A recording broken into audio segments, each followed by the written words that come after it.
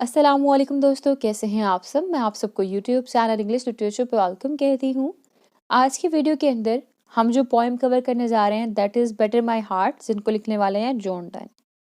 Previously हम लोगों ने जॉन डन की जो पोएम थी डेथ बी नॉट प्राउड, इसके अलावा the good morrow, the sun rising, go and catch a falling star को भी कवर कर लिया हुआ है। और अगर आपने वो लेक्चर्स नहीं सुने तो आपको लिंक डिस्क्रिप्शन में मिल जाएंगे, आप उन पोएम को उस लिंक के ऊपर क्लिक करके अप्रोच कर सकते हैं। Further more John Donne as a poet मैंने सेपरेट इसके ऊपर डिटेल लेक्चर बनाया हुआ है, जिस वजह से मैं इस लेक्चर के अंदर एक्सप्लेन नहीं करने वाली कि जॉन डन कौन थे, इनका राइटिंग स्टाइल कैसा था, एज अ मेटाफिजिकल पोइट क्या एस्पेक्ट्स है, सो ऑन। मैं इसलिए इसको एक्सप्लेन नहीं करूँगी इस वीडियो के अंदर। उस जॉन डन का भी लिंक आपको डिस्क्रिप्शन में मिल जाएगा, आप उस लिंक के ऊपर क्लिक करके इन राइटर को अप्रोच कर सकते हैं। क्लियर? तो एनी हाउ टाइम को वेस्ट किए बगैर जो हमारा आज का टॉपिक है वो है बेटर माई हार्ट। स्टार्ट करते हैं। ये एक होली सोनेट है जो कि ड्रामेटिक मोनोलॉग की फॉर्म में लिखी गई हुई है। ड्रामेटिक मोनोलॉग मैंने आपको बताया था पहले भी कि किसे कहते हैं, जिसमें हमारे पास एक करेक्टर होता है और वही सारी स्टोरी सुना रहा होता है। इस वर्क की पब्लिकेशन डेट भी बाकी वर्क्स की तरह 1633 है। तो एनी हाउ टाइम को वेस्ट किए बगैर जो हमारा लाइन बाय लाइन एनालिसिस हम करते हैं start. Better my heart. Better का मतलब क्या होता है? मारना, ज़रब लगाना, तोड़ना। लाइक एक लोहार होता है, वो जोर जोर से कुल्हाड़ा अपना मारता है लोहे के ऊपर, तो क्या कर रहा है? वो बेटर कर रहा है। ठीक है, यहाँ पे बेटर माई हार्ट बात की जा रही है दिल को मारने के ऊपर, यानी दिल के ऊपर हथौड़ा मारा जाए। फिर कहता है 3% God for you. 3% God Christian की बिलीफ के अकॉर्डिंग फादर, सन और होली स्पिरिट को कहते हैं। सन यहाँ पे क्राइस्ट को रेफर किया जा रहा है, यानी यहाँ पे एक रेफरेंस कोट किया गया हुआ है डॉक्ट्राइन ऑफ ट्रिनिटी की तरफ। ठीक है, मीन्स हमारे पास स्टार्टिंग पे ही एक रिलीजियस रेफरेंस आ गया। ठीक है, और इसके अलावा ये जो पोएम है ये पोएम भी रिलीजियस पोएम ही है, जिसे हम डिवाइन पोएम भी कहते हैं। बेटर माई हार्ट का मतलब यहाँ पे ये कहा गया है कि मेरे दिल को बहुत ज़्यादा जोर के साथ मारो, ग्रेट फोर्स के साथ मारो। इससे क्या होगा? इससे क्या होगा ये मैं आपको बाद में बताती। पहले वो कह रहा है 3% गॉड फॉर यू। कहता है 3% गॉड से, यानी कि होली ट्रिनिटी से कह रहा है, उनसे ये रिक्वेस्ट कर रहा है कि मेरे दिल को जोर से ज़रब लगाओ, मेरे दिल को जोर से मारो। और ये ऐसा क्यों कह रहा है? क्योंकि इसका दिल जो वर्ल्डली प्लेजर हैं उनके अंदर इंडल्ज हो चुका हुआ है, इसका दिल रिलीजन से दूर हो चुका हुआ है। ठीक है, इवल एक्टिविटीज़ के अंदर इंक्लूड हो चुका हुआ है, और फर्दर मोर सैटन, शैतान, डेवल का दोस्त बन चुका हुआ है, डेवल की बातें मान रहा है, जो क्रिश्चियंस के अंदर जो होली मैसेजेस थे उनको फॉलो नहीं कर रहा। दैट इज़ वाई ये कह रहा है कि 3% गॉड मेरे दिल को जोर से मारो, as yet but knock breathe shine and seek to mend. कहता है for you as yet but knock. Knock मतलब एक जेंटल वे यूज करना। तो कहता है अब तक जो ना आप बहुत ही माइल्ड वेज यूज किए हैं आपने मुझे इम्प्रूव करने के लिए। नॉक यानी हिट लाइटली, बहुत ही हल्के से मुझे मारा, बहुत सॉफ्ट टच दिया आपने। Breathe shine and seek to mend, आपने मुझे सीक टू मेंड ठीक करने के लिए बहुत ही जेंटल, बहुत ही पोलाइट, बहुत ही हम्बल वेज यूज़ किए हैं, लेकिन ये वेज मत यूज़ करें। बेटर माई हार्ट, मेरे हार्ट को आप हैमर से मारो, मेरे हार्ट को आप जोर से मारो, बीट माई हार्ट। और मेरी जितनी भी फुलीज हैं मुझे उनसे दूर कर दो, लेकिन by using force, not gently. Gently ना ऐसा करना। That I may rise and stand और थ्रू मी एंड बेंड। तो यहाँ पे वो गॉड से रिक्वेस्ट कर रहा है कि ए गॉड, मुझे आप जो ना ओवर थ्रो कर दो, जोर से नीचे फेंक दो, ताकि मैं दोबारा उठ सकूं और खड़ा हो सकूं। तो यहाँ पे ये जो लाइन है पैराडॉक्सिकल लाइन है कि अगर पोएट को नीचे फेंक दिया गया तो वो कैसे राइज, खड़ा होगा, कैसे वो बुलंदियों पे जाएगा।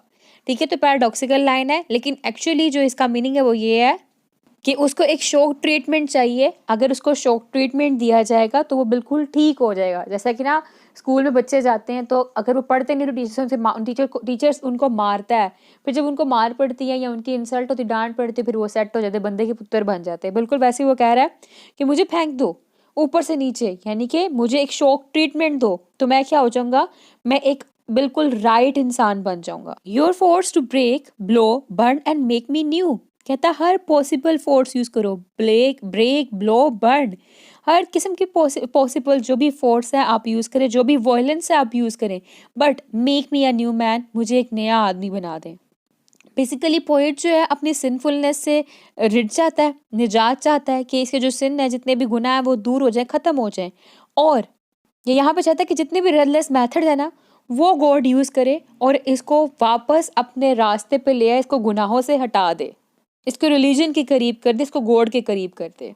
और यहाँ पे इन लाइन में हमारे पास गोल्ड स्मिथ और ब्लैक स्मिथ का भी रेफरेंस आया।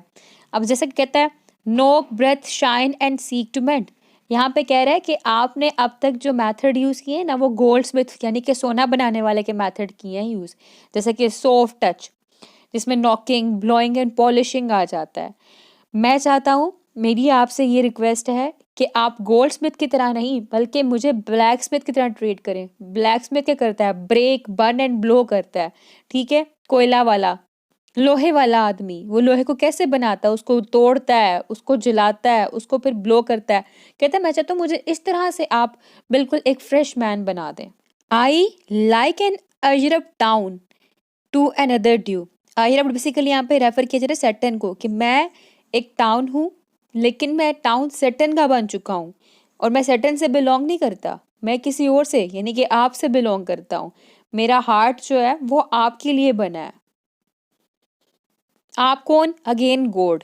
कहता है लेबर टू एडमिट यू। मैं चाहता हूं कि सैटर्न इस टाउन से निकल जाए, सैटर्न ना कनकर करे इस टाउन को, सैटर्न निकल जाए, और लेबर टू एडमिट यू, आप इस टाउन के अंदर एंटर हो जाओ। तो यहाँ पे बेसिकली टाउन ये खुद के हार्ट के लिए यूज कर रहा है वर्ड, और कह रहा है मैं यही कोशिश कर रहा हूँ कि मैं सैटर्न से बच जाऊं, सैटर्न का मैं विक्टिम ना बन जाऊं, मैं आपको अपने दिल के अंदर दाखिल करूं, but oh to no and.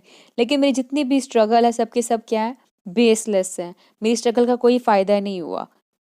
फिर कहता है रीजन योर वाइजरी, वाइजरी कहते हैं एजेंट को, इन मी शुड डिफेंड। कहता है कि मेरे अंदर आप यानी कि हर एक इंसान के अंदर एक ज़मीर होता है ना, तो यहाँ पे वाइजरी बेसिकली उस ज़मीर की बात की जा रही है, उसको एजेंट कहा जा रहा है।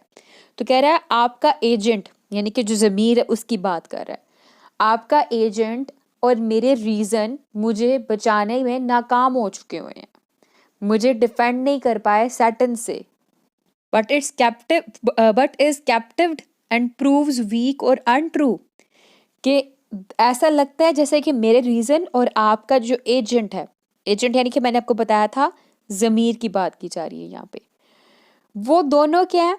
या तो वो वीक पड़ गए हैं, वो वीक है, और या वो आपसे डिसलॉयल है, लॉयल्टी नहीं रखते। तो अपनी वीकनेस या अपनी डिसलॉयल्टी की वजह से वो मुझे शैतान से बचाने में नाकाम हो गए हैं, ठीक है। तो ये था फर्स्ट स्टैंजा यानी कि 8 लाइंस। उन 8 लाइंस के अंदर इसने क्या कहा? इसने गॉड को कहा कि मेरी अकल, मेरा ज़मीर जो है मुझे बचा नहीं पा रहा सैटन से, मुझे बचा लो, सैटन से निजात दिला दो, मुझे फ्री कर दो, मैं सिंफुल लाइफ नहीं गुजारना चाहता, मैं प्योरिटी की तरफ, मैं आपकी तरफ आना चाहता हूँ। तो बेटर माई हार्ट, मेरे हार्ट के ऊपर ज़रब लगाओ ज़ोर ज़ोर से, लाइक अ ब्लैक स्मिथ। जैसा कि ब्लैक स्मिथ जब लोहा बनाता है उस तरह लोहे को जोर जोर से मारता है, बिल्कुल वैसे ही गोल्ड स्मिथ की तरह मुझे ट्रीट मत करो। मैं नरमी से चलने वाला नहीं, नरमी जो है मेरे पे असर नहीं करी, मेरे पे सख्ती करो।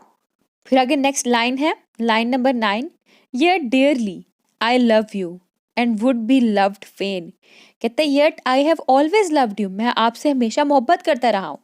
कहता हाँ मैं शैतान का विक्टिम बन चुका हूँ, मैं गुनाह कर रहा हूँ, मैं शैतानीपन जो होता है ना, शैतान के चाल में फंस चुका हुआ हूँ, शैतानी एक्टिविटीज़ कर रहा हूँ, लेकिन स्टिल मैं आपसे बहुत मोहब्बत करता हूँ और मैं चाहता हूँ कि आप भी मुझसे मोहब्बत करें। बट एम बिफोर और ऑन टू योर एनिमी, लेकिन मैं आपके जो दुश्मन है उसके हाथों में आ चुका हूँ। I am possessed by your enemy. कहता है मेरी मोहब्बत आपसे है, यानी कि गॉड को कह रहा है मेरी मोहब्बत आपसे है, मैं सैटर्न से मोहब्बत नहीं करता, लेकिन मैं सैटर्न का विक्टिम बन चुका हूँ, सैटर्न आपके और मेरे दरमियान में आ गया है। डिवोर्स मी, मुझे अलग कर दो, मुझे सैटर्न से बिल्कुल अलग कर दो, मुझे डेविल से अलग कर दो, मैं डेविल के साथ नहीं रहना चाहता। अनटाई और ब्रेक दैट नॉट अगेन। ये जो नॉट, ये गिरा लग चुकी है, ये बंधन बन चुका है शैतान के साथ, इसको अनटाई कर दो, इसको खोल दो, ब्रेक कर दो, ख़त्म कर दो, इस गिरा को खोल दो। मुझे सैटन से बहुत दूर कर दो, मुझे गुनाहों से दूर कर दो। टेक मी टू यू, मुझे अपना बना लो। इम्प्रिजन मी, मुझे अपनी कस्टडी में ले लो, मुझे अपना कैदी बना लो। फॉर आई, मेरे लिए, कहता है मेरे लिए मुझे अपना बना लो, मुझे अपना कैदी बना लो, अपनी कस्टडी के अंदर ले लो, मुझे सैटन से बचा लो, बिल्कुल दूर कर दो। Except you enthrall me never shall be free, कहता है क्योंकि जब तक आप मुझे अपना नहीं बना लेंगे तब तक मैं शैतान से आज़ाद नहीं हो पाऊंगा, तब तक सैटन जो है मुझे अगेन एंड अगेन इवल की तरफ, सिंफुल लाइफ की तरफ बुलाता रहेगा। Nor ever chaste except you ravish me, कहते जब तक आप मुझे रेविश यानी कि टच ना करेंगे तब तक मैं चेस्ट यानी कि प्योरीफाइड नहीं हो पाऊंगा। तो रेविश का बेसिकली मतलब होता है कि फोर्स करना, फोर्सिबल पोजेशन लेना किसी चीज़ की, ठीक है। और चेस्ट का होता है प्योरीफाई हो जाना, ठीक है। तो ये थी हमारी आज की पोएम, जिसके अंदर हमने देखा राइम स्कीम बन रही है ABBA ABBA CDCDEE, और मेन थीम इसके अंदर रिपेंटेंस का था। फर्स्ट स्टेंजा में 8 लाइन्स थी और सेकंड स्टेंजा में 6 लाइन थी। 8 लाइन वाले स्टेंजा को हम लोग ऑक्टेट कहेंगे और 6 लाइन स्टेंजा को हम लोग सिस्टेट कहते हैं। That's all. तो आई होप कि आपके लिए लेक्चर आज का हेल्पफुल रहा होगा। कोई भी कन्फ्यूजन बाकी नहीं रही हो कि वीडियो पसंद है, वीडियो को लाइक भी करिएगा, हमारे चैनल को सब्सक्राइब करना मत भूलिएगा। Stay tuned with us, take care.